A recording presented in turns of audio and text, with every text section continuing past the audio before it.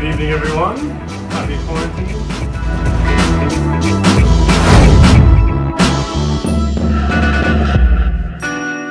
Hello, everyone.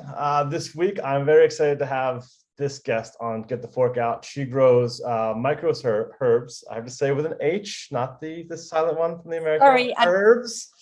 Heidy's herbs. She lives and grows in Palma de Mallorca, and she has these amazing edible leaves and flowers. So not just tiny flowers that look good, but flowers of plants that we eat. Hi, Heidi. Welcome to Get the Fork Out. Hi, Brennan. Nice to meet you. Nice to meet Just you. a little correction. I don't do micro herbs at all. Okay. I only do actual edible flowers and leaves, just because my ethos is against using a lot of plastics and pesticides, and micro herbs uses a lot of that kind of stuff. So I don't grow micro herbs for that reason. That's great. So tell us like a little bit more about that differentiation between the definition of microherbs and then, leaves and flowers. Or microherbs is growing a plant from the seed for a very short time. So you get, it's a great product. Any chef loves microherbs and you get a lot of nutrition from them, but they're very high intensity growing, very much, it's very intensive, very localized, very high in plastics, very high in pesticides and fertilizers. Whereas my business focuses more on edible flowers and edible leaves. And my ethos is to go from the seed through the whole cycle of the plant to the point of collecting my own seeds again and regrowing from my own seeds. So mine is a sustainable loop of agriculture, as opposed to microgreens, which is not sustainable and it's very intensive, and you don't ever regrow from that plant because you're cutting at a too young a stage to regenerate it. So right. Fascinating. This is, I'm very excited just for that snippet right there. It was perfect, because I don't think a lot of us have thought of that.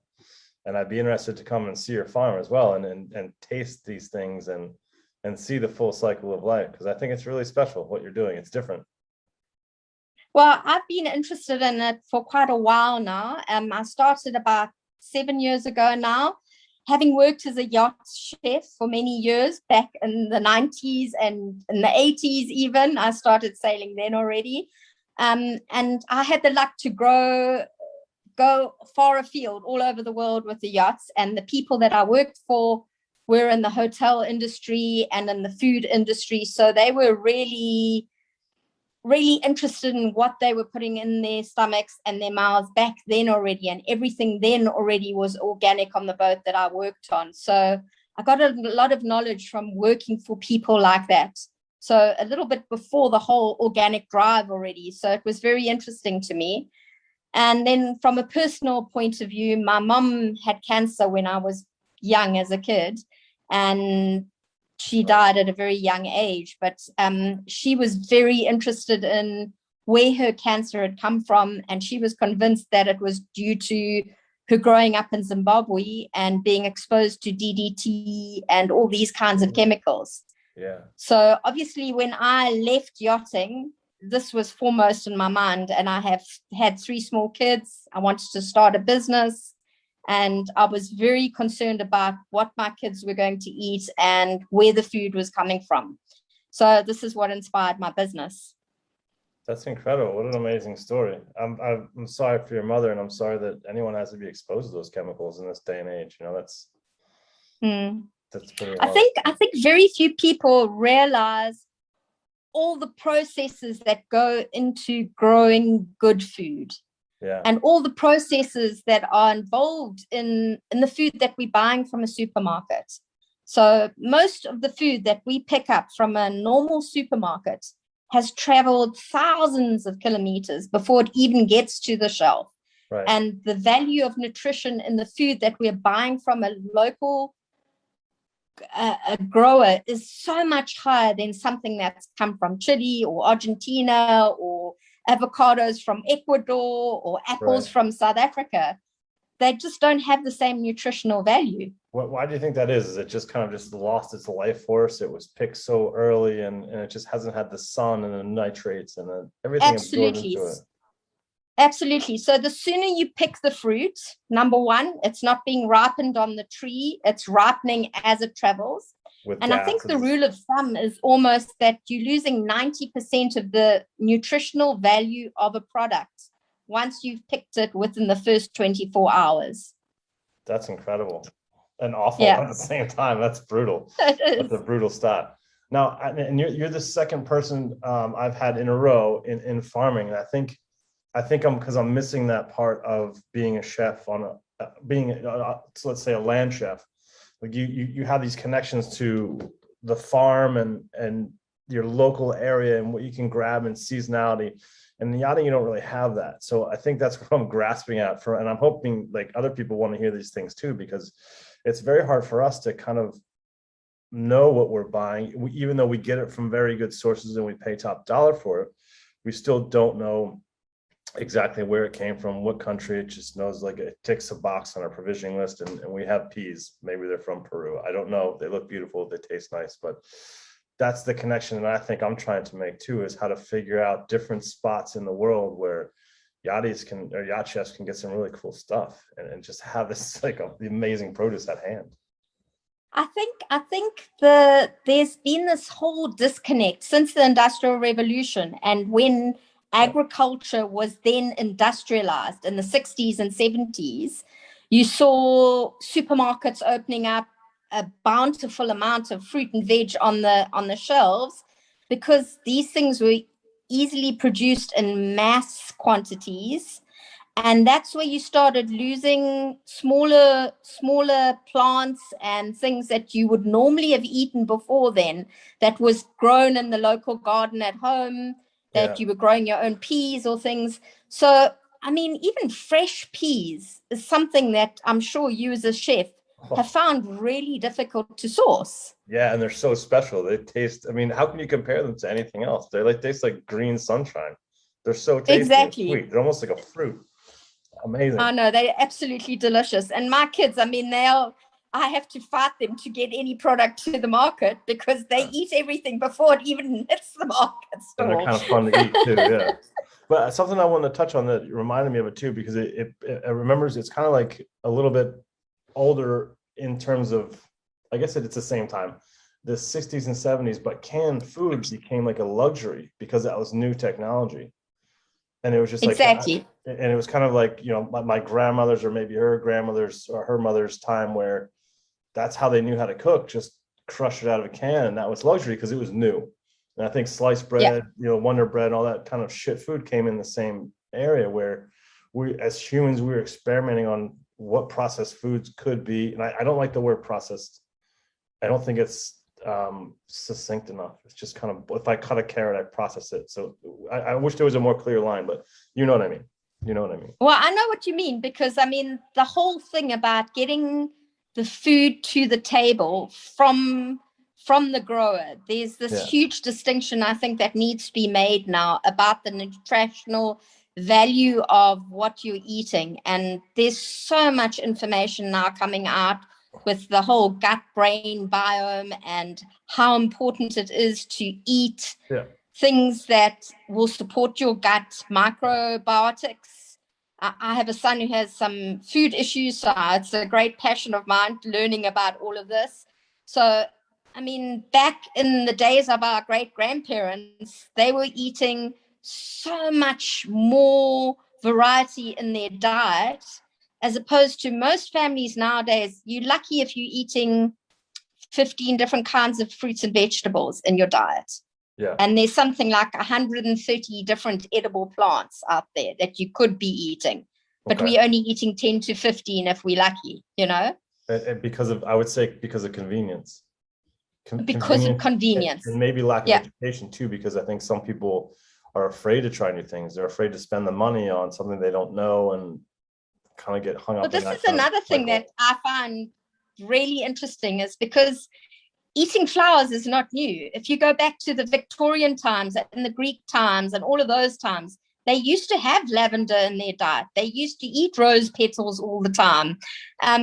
flowers were always an edible thing that people ate. It's just that it's not something that transports well. Right. So everyone says, viable. oh, it's this new fad, but it's not really. It at just the end hasn't of the been day. profitable. Not yet. No, it hasn't been profitable because it's not easy to send it for long distances, and it's not easy to refrigerate and send it, because the product at the end of the day won't appear on the market shelves in the kind of pristine, the perfect apple, the perfect orange syndrome that we have in today's food. It won't travel well. Yeah, it can't travel well, and it can't travel that space of time as well. Like, it just won't last that long. Exactly. As you're saying that, I'm thinking too, it's like we almost need to be, and this isn't a new concept, but we almost need to become decentralized in terms of like getting away from factories that kind of pump things into supermarkets and go back to farm to table. But it's quite difficult, and my perspective is so tweaked because I'm a yacht chef and I've been a yacht chef for a long time. So farm to table for me is impossible, and I miss the community. I miss the idea of a community that I never had, of like farmers and chefs all together doing the same thing, pointing in the same direction for sustainability and health, and having conversations about gut mind health. I think they're important. Yeah, I have seen this year in particular that there are a lot more yacht chefs out there that are trying to buy more local, which is amazing for local small growers, because we lose so much money by going through the bigger channels. I mean, of course, even in my case, I mean, the people that I sell to will then double the price and make most of the profit by doing not even a fraction amount of work that gets put into making that product. The middleman makes all the money. All they have to do is collect the boxes and sell it on because someone ticked the box. They don't do any of the growing, the watering, the planting, the dealing with the pests. It's quite interesting how little the grower at the beginning of the cycle will get for the product that is sold at the end, And I think that's globally. And I think this is something that really needs to change. Yeah. Agreed. But I think the yacht chefs are really starting to notice the difference in that, Well, I think it's important. It's just better on every front, but also it's a story you can tell the guests. The guests are going to appreciate it. Most guests, I'd say. Yeah, it depends on who you have on board. What owner versus charter. But I would say most guests should care. And it's a great story. It's like, there's a local woman here in Palma. I know it's a little bit, we'll make one extra stop. I'm going to go to shore, get about 5 boxes of some nice stuff, and we'll do lunch. It's just, it's difficult. It's a little bit trickier for the yacht chef too, because it's more work than just order it from a provisioner, That's exactly. I mean, if I'm looking at what my lifestyle was on a yacht back in the late 80s, early 90s, I've really noticed a disconnect from buying produce from the yacht chefs. I mean, I used to always go to the local markets and buy, but I think as the industry has grown so much in the last 25 to 35 years, yacht chefs don't have the time to get off the boat. They send it out to a provisioner, and the provisioner it lies with the provisioner to get the best product for the yacht chef. And that's where you're losing a little bit of the connection for getting the best produce. Yeah. And not knocking provisioners, but then they become the middleman. No, absolutely not. No, yeah. Yeah. And there's that markup, because provisioners like coffee are needed. And whoever grows it seems to make the least amount of money. Like the most important person in the cycle of a life of let's just say a pea, makes the least amount of money globally. It's always the middleman that makes the most. And then maybe the chefs, as they repurpose it and tweak it into their own way, and then we make money on it as well. But I think that's all commodities. I don't know. That's a bigger conversation about the people that do most of the work getting less money. A whole other can of worms. Yeah. I do think that in the next 10 to 15 years, you are going to see a big change in that. I think as our health systems become more and more they can't take the stress of all the illnesses that I feel are directly related to the stress of what we are putting our agricultural system through. I believe that the root of all good produce is the soil that you're using, number one. And there was an amazing documentary made just not that long ago called Kiss the Ground. I don't know if you've watched that at all. No. And it's all about the fact that they say there's only 60 years left of arable soil. Yeah, I've heard that stat before, quite recently, actually. And that's crazy. I mean, if you look at our farming practices, we have to support local growers. We have to support people who are doing no-till farming. We have to support people who are supporting microcultures for bees. It's all interlinked. Yeah, it's all interlinked, and it's really, really important that people start looking into that more. Well, and I completely agree with you. But I also, I don't know why, but I had this like realistic part of my mind where, well, it's not realistic, maybe it's a bit negative, where the motivation has to be in the right place for humans, unfortunately. And so we're either motivated by money or death at this point, or money or fear. Good, of course, you know, motivated by love, yes, but it's much farther down the list, unfortunately. So unless things get a little bit more dire, and I hope they don't have to, I hope I'm wrong. I want to be wrong on this. I'm just trying to be like, well, everything's about money right now. We're not too worried about getting killed by our food yet, unless we get really good science to be like, look, you can't eat this way. It's just not possible. You'll get something bad will happen to your gut biome and you'll die in a bad way.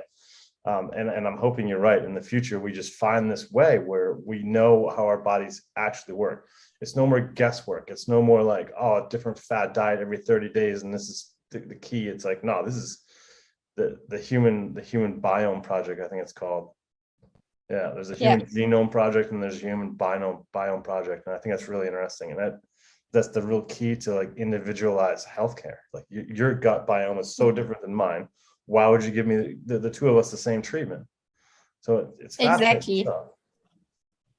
I mean, anyone who's interested in the whole biome thing, there's a really great book written by his name's Bill Bozovich. It's called Fiber Fueled. I don't know if you've ever heard of it. It's a really good book about how important fiber is in our diet and how important it is to eat more fruit and vegetables, etc., instead of always an acidic meat-based diet. I mean, I love my meat. I'm South African.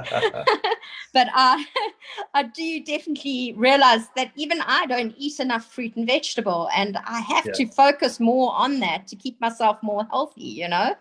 Well, I'm the same. I'm at a hotel and I ate at the buffet and I had eggs, I had sliced meat, sliced cheese, like a croissant, and I went right past the fruit. Where the veggies look horrible, but I went right past the fruit. I struggle with the same. I gravitate towards those things. But I think I want to put in the comments the two books that you've mentioned, or the documentary and the book that you've mentioned, so that people can read up on this. And I'll do the same. It's fascinating stuff. I think it's so cool, and I feel like it's an exciting time in humanity where we might see some actual change in our lifetime. I hope. Absolutely. Yeah, absolutely. And then the other thing that a lot of people don't realize about edible flowers, and I have lectured at certain cooking classes and things that have happened here in Palma with the Galley Gang, on the flavor profiles of flowers, because flowers aren't just on the plate to look pretty. They're there to add to the palette of what you're cooking. So you have savory flowers, you have sweet flowers, you have flowers that taste like cinnamon. I mean, there's so many flavor profiles out there for the flowers. So experiment when you buy a box of flowers, taste them. Taste as to what you can add them to in your food, because they're another element to eat, you know? And just use a petal. More doesn't mean better. Sometimes just a petal here or there makes all the difference to the flavor profile of what you're presenting. Yeah, I find them really tasty and obviously beautiful, and I do think they're becoming more and more prolific in higher end food, and it's fun to watch, because I remember when I was a young chef, I've been cooking food for a while, so like almost 30 years, and like in the beginning it was like marigolds and orchids, you know, that was kind of it. That's all you could find that would come on platters and whatnot, and it was kind of a thing for a bit, and then it went away. Same with like prickly pear juice and all that. It's all coming back, but now the flowers now are incredible things. I never would have thought about that. Of course, why wouldn't we want this? Why wouldn't we want the flower version of this amazing vegetable or fruit? That's amazing. And also, one of the things that I'm growing now, which is amazing for me, is purslane. I don't know if you know about golden purslane at all. I mean, that's an old plant that people used to always use and put in their potato salads and stuff. And it's one of the highest omega-3 plants out there. It's higher than salmon, you know. So there's so much stuff out there. I try and research and grow a new plant every year if I can, to add to what I can offer to a chef, because it's just so interesting. Yeah, it is. And I mean, most of our medicines come from flowers and plants. So medically wise, you can get so much from these plants that are growing in your backyard and sometimes are a weed that you're just pulling out anyway, you know? It doesn't have to come in a dumb little white pill. It just comes. No, it doesn't have to come in a dumb little white pill. Yeah. I was actually watching, have you seen Fantastic Fungi? I was watching it last night. No, with I my haven't. friend. And I encourage you to do that. It's really cool. It's exactly what we're talking about in terms of using what's natural, what's around us, and what the elder, more connected versions of ourself used to use as we metamorphosis from apes into what we are now. And then a disconnect, exactly what we're talking about now, where we just went down this road of technology and forgot all the naturalist stuff that we really formed and shaped who we are now. And we're just like, no, we can't do it. So it is about psilocybin, but there's, I don't know, it's about 10% about that. But the rest is about like turkey tail and lion's mane and all these mushrooms that are becoming quite famous for these scientifically studied practical uses for helping people not be as ill. It's good. Exactly. I mean, mushrooms for Alzheimer's is just one of the best kinds of things that you can eat, you know? Neurogenesis. Exactly. And I mean, I think while people are researching more and finding out more about our different kinds of food sources, it's just so interesting. I mean, there isn't a day that goes by that I don't learn something new. And I realize how little I actually know. How little we all know. You know, like exactly. I think it's still a mystery. We're still, this is something I've been playing around with. I haven't got the wording right, but I always think of like, you know how we kind of make fun of the past, like 100 years ago, or 1,000 years ago, they were bleeding people with leeches and so stupid, so primitive. But the time we're in now. And the world was flat. Say it again. And the world was flat. Exactly. But like, they're still going to look back in time at us and clearly make fun of the dumb things that we're doing. But because we exist, our small window of life is in the huge timeline of humanity and even a bigger one of the planet and the universe. But like, we're just here for a blip, and we just assume this is like the apex and it'll never get better. It's like, no, it's going to skyrocket past this or down, who knows? But it's just, I don't know. I haven't worded that well, but it's just something I think about in your lifespan. You just assume this is it. This is the greatest. It's like, no, it's going to continue getting better. We're going to continue to learn more. Yeah, I mean, I just, my kids have just finished their A levels, and I keep saying to them, do you know how lucky you are to be able to just switch on the internet and research anything you want? Yeah. I had to go to the local library. So did I. And book the book for 2 weeks from now to actually get it out for a week of reading, you know?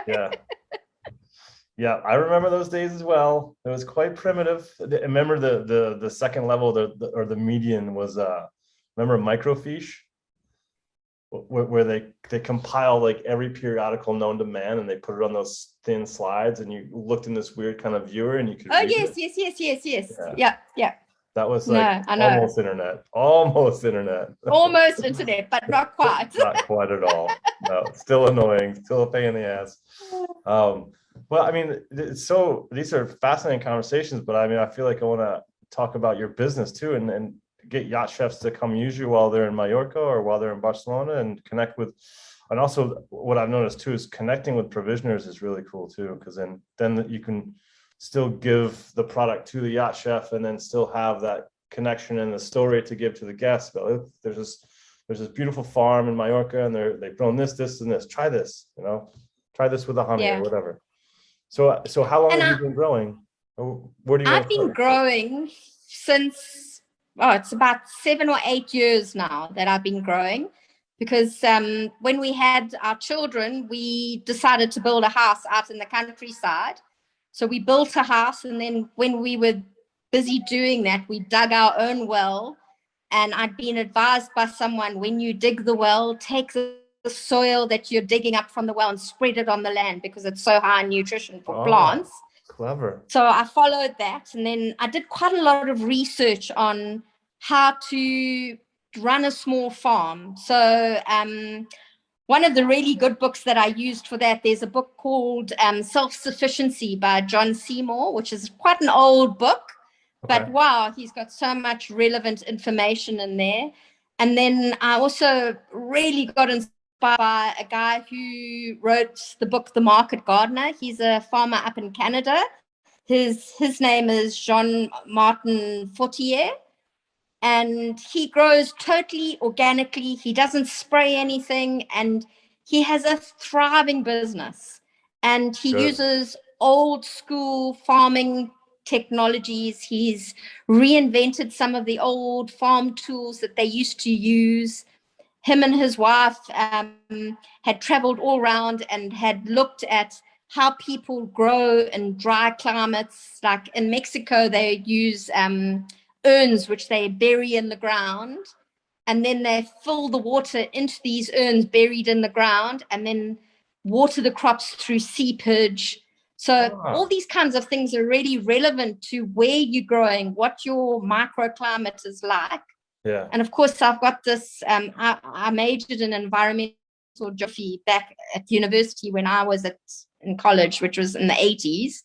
And I'm interested in how the world's weather is changing. And I definitely have noticed when I was traveling on boats, how things were being impacted on this beautiful islands we used to go to. Like we went to the Seychelles once for a year, and how the farmers and the fishermen were all complaining about how all the fish were dying out because the coral reefs were drying out. And you definitely see how the climate goes in cycles. And I think it's really, really relevant to farming in localized areas. Even my friend down the road from me has a different microclimate to me. So I'll have a flower that's growing the same as her, and mine will flower 3 to 4 weeks before hers even shows a bud. Wow. So it's very interesting how microclimate affects everything that you do, and how your soil affects it, how you treat it affects it. Well, so, how fragile yeah. it is. I mean, and how it's very fragile by the environment. Yeah, very, very fragile.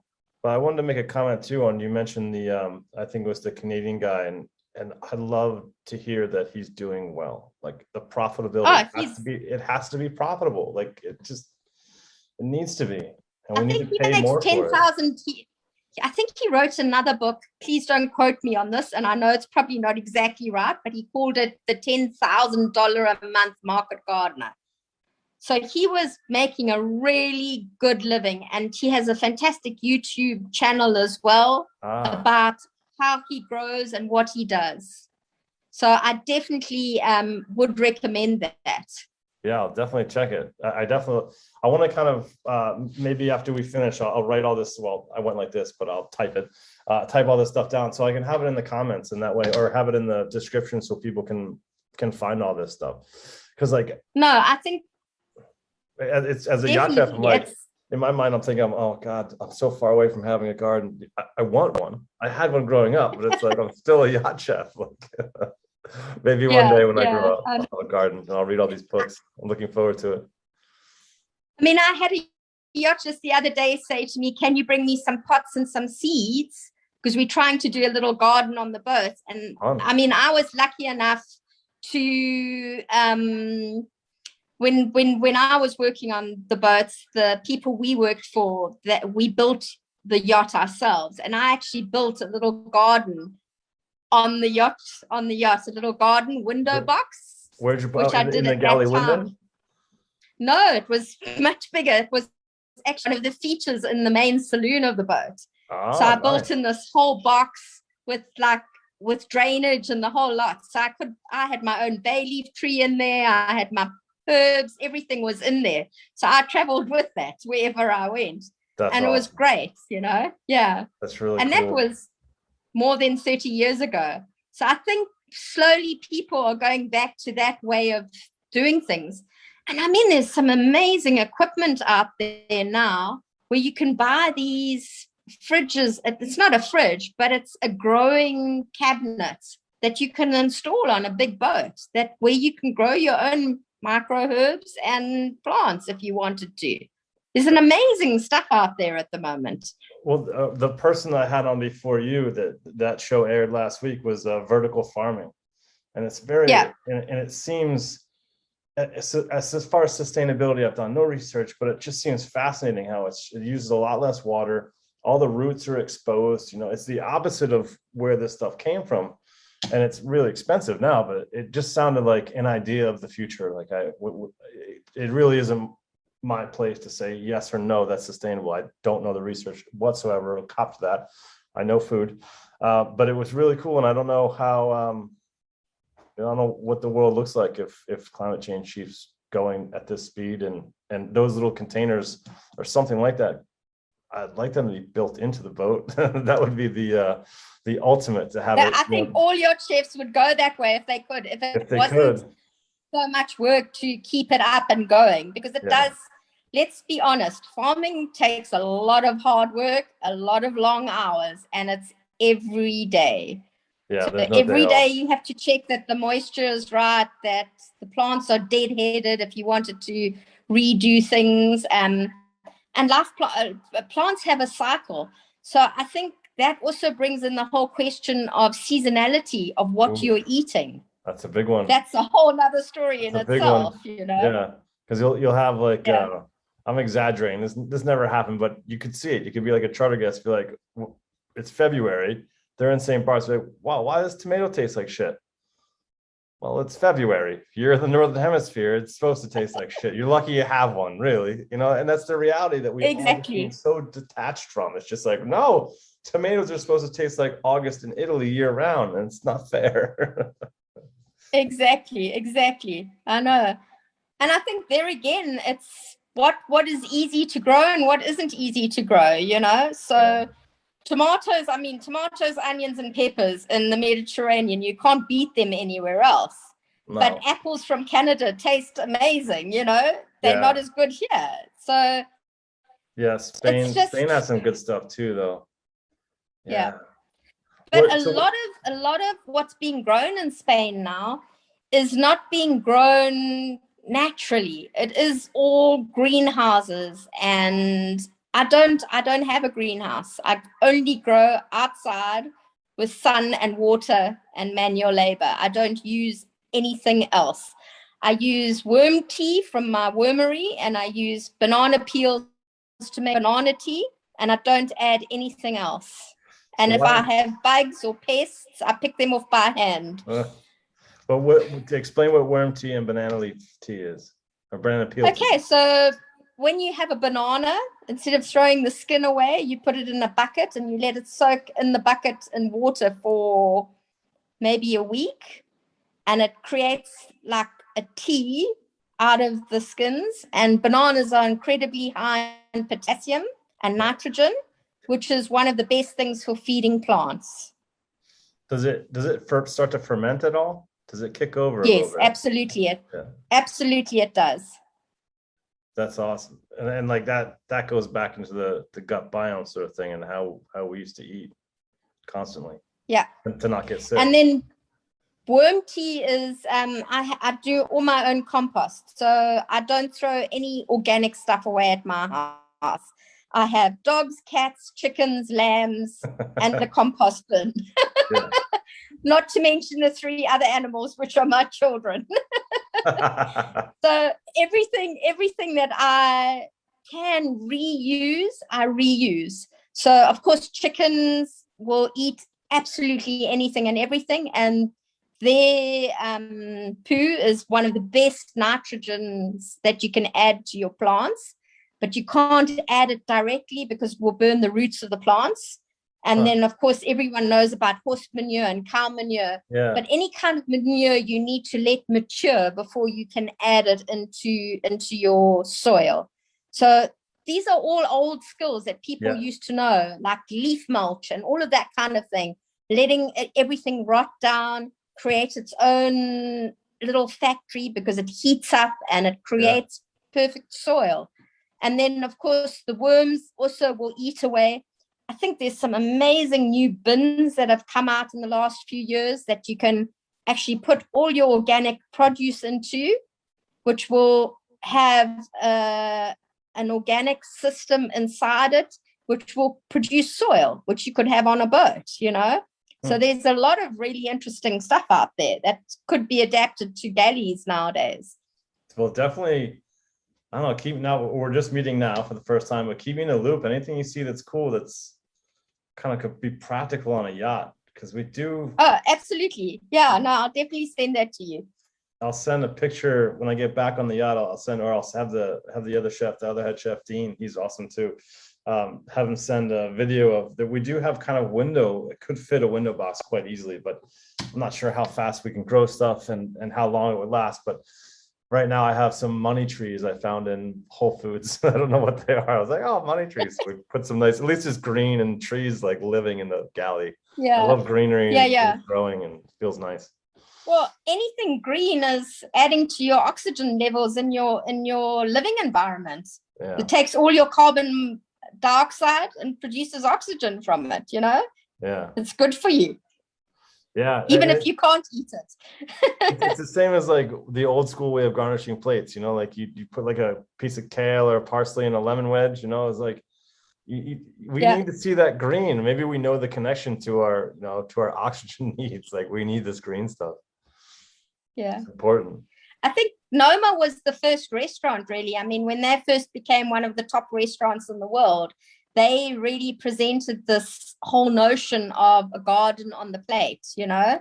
And that's certainly come through more and more. And I mean, I'm a great fan of MasterChef Australia, purely because they have this amazing garden outside that people go out and use, you know. That's clever. That's such an amazing thing to see, because it connects you more to the flavors and things that herbs bring to your plate, you know.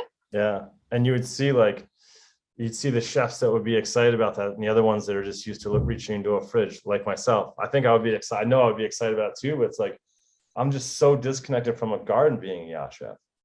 I can't reiterate that enough. Maybe that's why that I just thought it'd be really cool to have you on. Just it's all the things that I'm missing, you know. Like what are your kind of favorite or most popular items that are things that you love to eat and love to tell people about? I think for me, the flower that really got me interested in growing edible flowers was borage. So the little blue star-like flower. Yeah, they're tiny. That is the only natural form of cortisone on the planet. Really? Of plants. So cortisone, relating back to my mom, is what they treat you with if you have cancer or multiple sclerosis or any of these diseases. And I've got quite a bit of German heritage in my blood as well. So the Germans and the Dutch do a lot of teas. So borage tea was something that I researched for my mom, so that she got a natural form of borage rather than a medical form of borage, just to help her and support her. But I mean, borage has got this amazing cucumber flavor and is a great accompaniment to any dish that you do, whether it's a dessert or a savory plate or a salad, and it's so bright and vibrant. And then I think for what the customers like, I mean, a lot of people really like nasturtium. Oh yeah, that's super popular now. How long does borage last once you pick it? Okay, so borage really here in Spain is a springtime flower because it needs a lot of water. You can actually see it growing on the side of the roads here in springtime. So at this time of the year, it generally isn't growing. But I have played around with the microclimate within my own garden. So I still have borage at this time of the year, even in the intense heat. But that's because I'm growing it in shaded areas in my garden so that I can regenerate it, you know, and I'm constantly, as soon as a plant dies, I constantly replant seeds, you know, so it's a sustainable circle all the time. So as the plant starts dying, I harvest the seeds and then I replant again. So that's how I do it.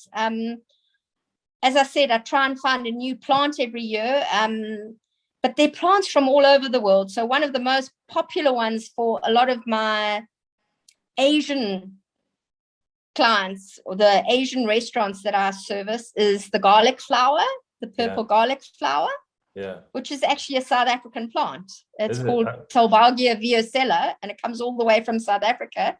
It used to be called the Sati garlic because that's what they used to put on their food back in the 1600s when they first were eating a lot of garlic in their dishes, because South Africa, of course, was part of the East India spice route from Spain all the way down through to the east, you know.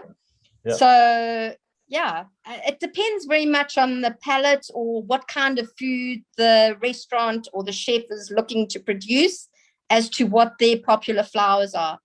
So different restaurants have different things that they prefer, you know, and there's a bit more work in the edible leaves because the edible leaves are not as easy to grow, especially in the climate here in Spain, because the soil is very difficult to dig. So I grow everything in raised beds. I have constructed raised beds also because of my age, so that I don't have to bend so much. I'm getting there too. But it's definitely definitely the way to farm, I think, you know, because you can control the kind of soil you've got in there. You can add to the soil. You can control the amount of water that's going in. There's a lot to be said for growing in raised beds. And then my husband, who's very handy, he's constructed like little worm tubes into the ground in my raised beds where we can put some of our old produce into there or the compost into there or some of the worms from the worm farm into there.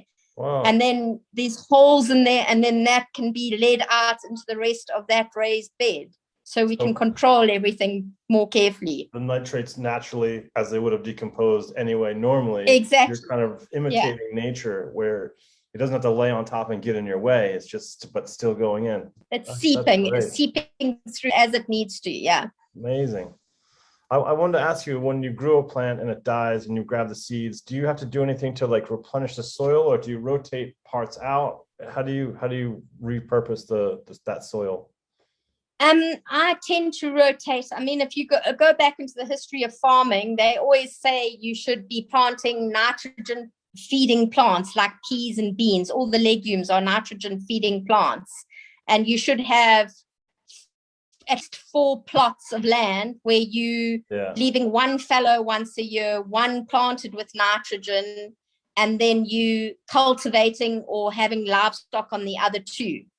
And then each year you rotate that. With the flowers, I don't do it as much, but that's because I'm constantly rotating all the time anyway.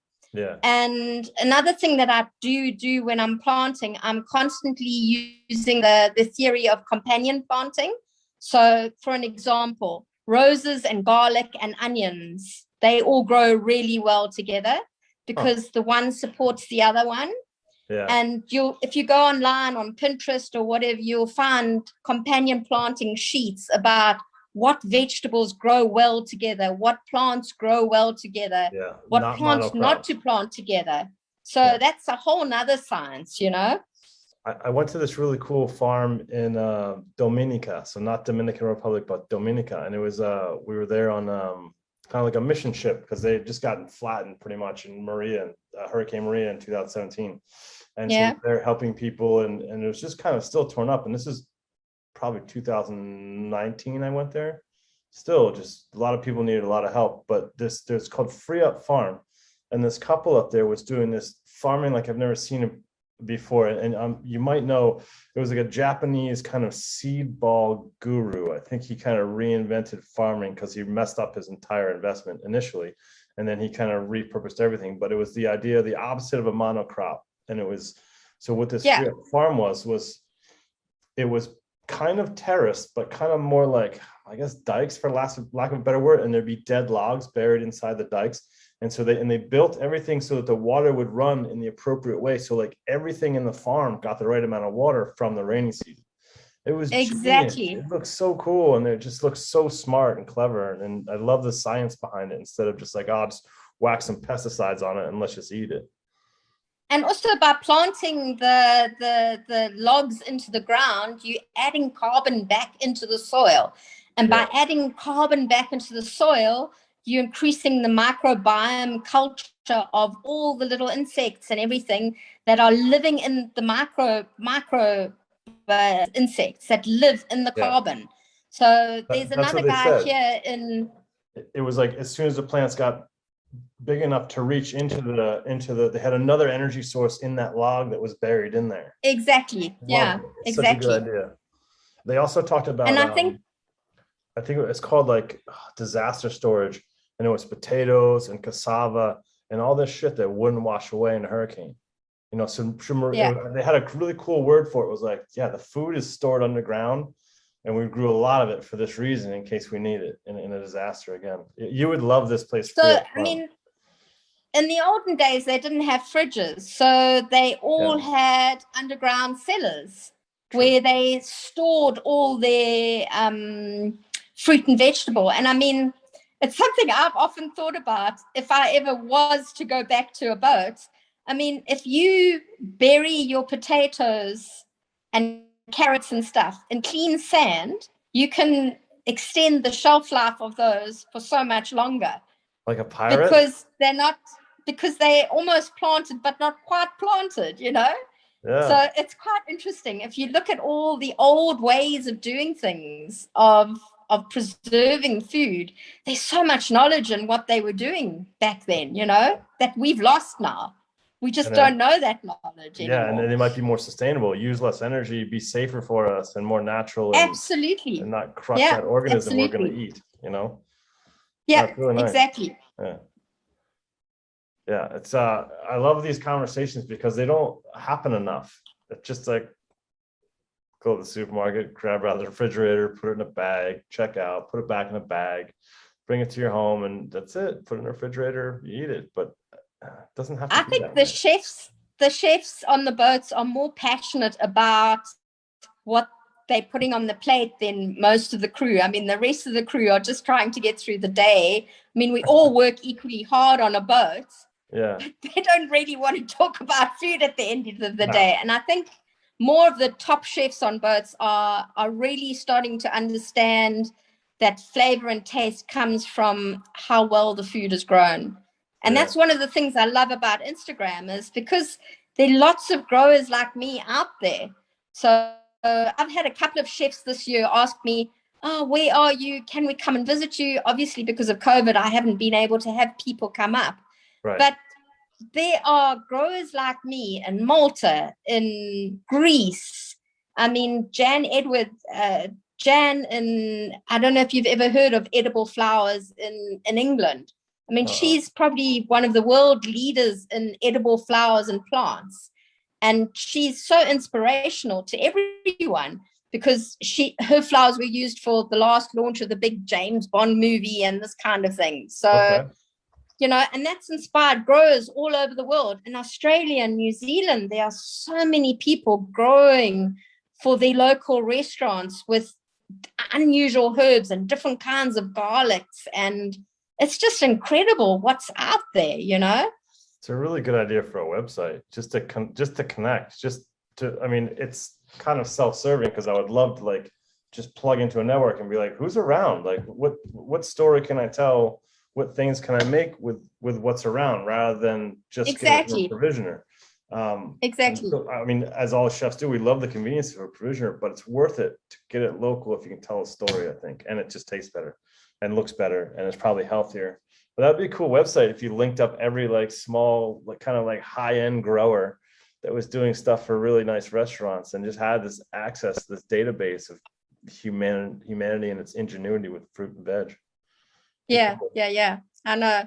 And I think as people understand, it's not just about, because a lot of people have asked me, oh, will you send your flowers to Madrid or to Germany or whatever? And I said, well, again, it's against my ethos, because I want to supply locally. And I think COVID has hit everyone, the restaurant and the catering businesses, incredibly hard all around the world. Definitely. So I think the whole idea of supporting one another is becoming more viable. And I've had a couple of chefs come to me and I've said, well, if you're going to Greece, I can give you the name of someone on Instagram that I follow. I know they do what I do. Here's their Instagram link, because you can see what they're doing and that they're producing the right kind of things, you know? Yeah. I'll link in people who get to me about microgreens. Yes, I don't grow them, but I can tell them who on the island does grow them, you know? So go on Instagram. If there's someone that you're interested in, and if you want to follow edible flowers and use them throughout the Med, go onto my Instagram, go to my followers and check out who I'm following, because I'm following all those kinds of people throughout the world, really, getting inspiration from them, checking in with them, seeing what they're doing, being inspired what they're doing, you know, seeing new products that are coming out and researching and seeing if I can grow it here. It's great. I can tell you're passionate about it. I love it. I'm very passionate about it. My kids say, oh, Mom, please stop now. Oh, it's incredible. That's so cool. Yeah, I really wish, because I was here, we picked up a charter. Did we pick up here? No, we dropped off here. But we could have, I would have loved to gotten some of your stuff because as I rotated out and Dean rotated in, he would have loved that. Have stuff. Dean actually picked up some stuff from me. I think it was a week and a half ago. For the first time. Perfect. And it was really nice to meet up with him, because I've been following him. Obviously, I love what he does on his Instagram, because I used to be a big diver as well. And having worked in environmental documentary, I've done documentaries on raggies and, you know, sharks and coral reefs and all of that kind of thing, which I love. I mean, that's my other passion. And it was so nice to actually meet someone who's been doing stuff like that. And I follow all his videos when he went to the Galapagos and all the rest. So it was really interesting to meet him. Yeah. No, he's such a cool dude. I couldn't think of anybody like I'd rather rotate with. Like, he's just such we're so different, yet, you know, pointing in the same direction anyway. No, he's a great dude. He really is. Talented chef and cool guy, funny, good sense of humor. Yeah, great dude. I wish I'd had more time to chat to him, but it was an early morning pickup and off he went. Yeah. And it's also always great to get some feedback from the different chefs about what they think of my product and how well it's lasted, because that really gives a grower some inspiration. And Dean was amazing. He gave a shout out to me, which I really wasn't expecting. And I think my followers grew by like 100 followers just because of his shout out, you know? Yeah, it was really amazing. And was meeting him on the dock for 10 minutes. But I mean, he's going to be, as well as myself, the people that support you, because we appreciate you. And it's hard for us to find people like you, because I might not be back in Palma for 6 years or 2. And to go around these places, and you're always hitting kind of new places, which is one of the best parts of the job. I'm not complaining at all, but you kind of don't know where to go. So it's always this. Exactly. Sometimes you don't have the time to find out, or you don't have the right contacts, whatever. So it's a good struggle, though. It's really, I think the favorite part of my job for me is to look out a window and it's somewhere different every day. And it's just this beautiful scenery. And as you know, it's nice. It's a good perk to have. Your office has a different view every day.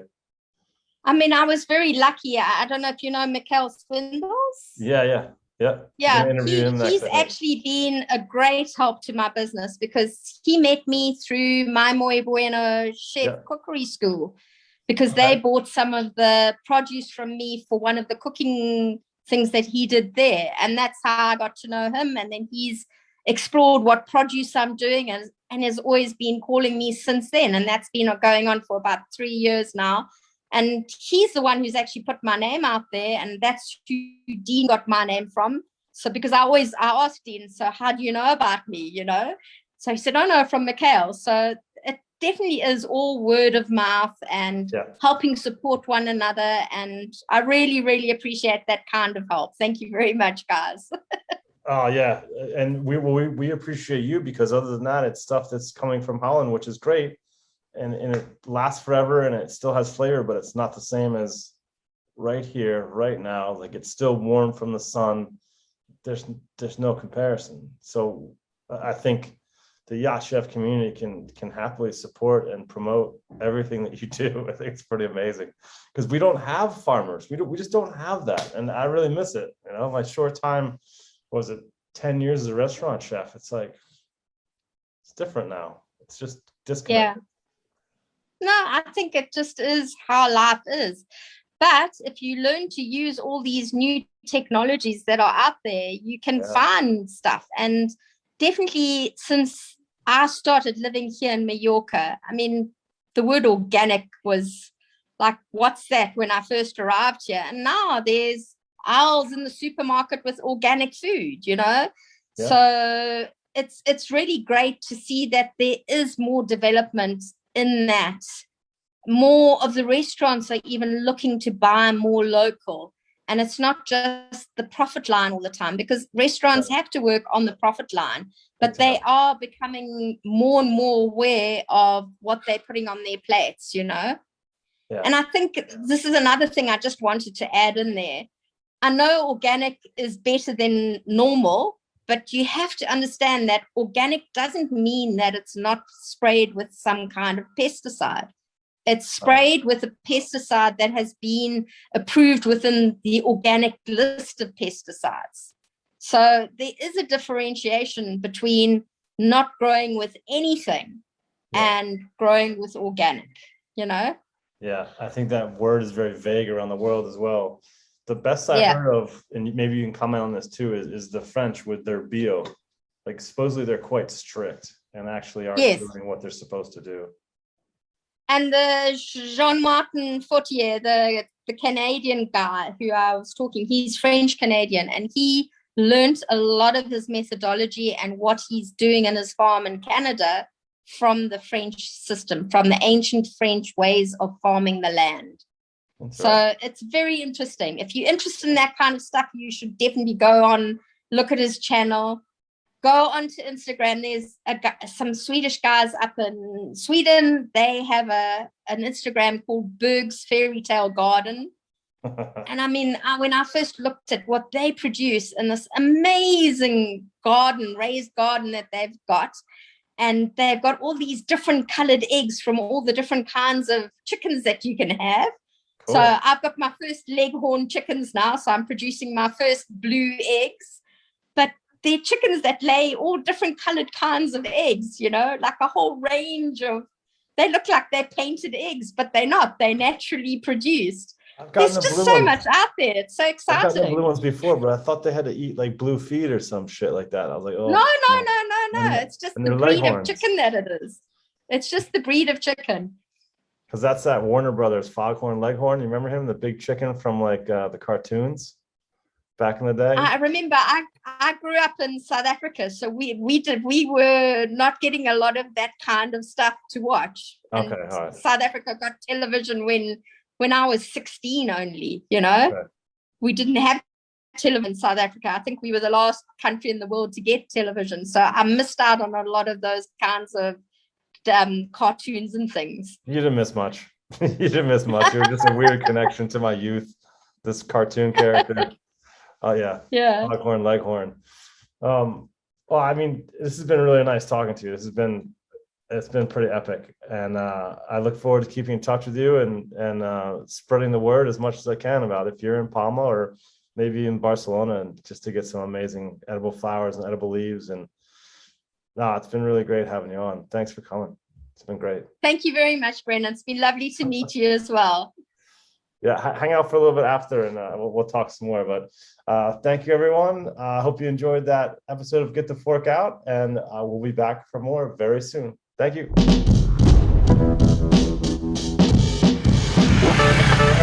Bye.